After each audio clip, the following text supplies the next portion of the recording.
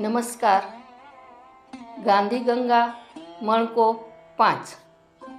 ભિક્ષા આપવાની અનોખી રીત.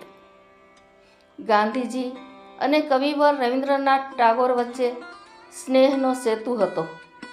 ટાગોર ઈસવીસન 1939માં બીમાર પડ્યા.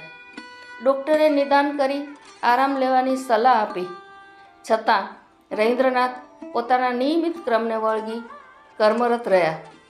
ત્યારે આ વાતની મહાત્મા ગાંધીજીને ખબર પડી.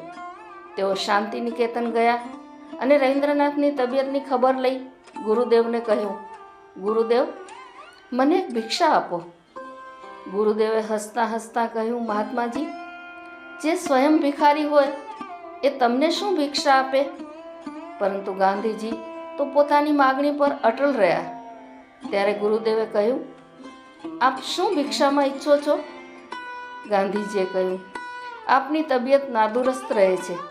ડૉક્ટરે આરામ કરવા કહ્યું છે, માટે ભોજન પછી રોજ આપ 1 કલાક વિશ્રામ કરશો, એ ભિક્ષા માગું છું.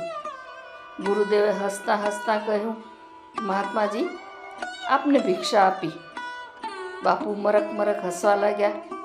થોડાક દિવસ પછી આચાર્ય ક્ષિતિમોહન સેન કવિવરને મળવા ગયા. તે સમયે દરવાજો બંધ કરી કવિ આરામ કરતા હતા.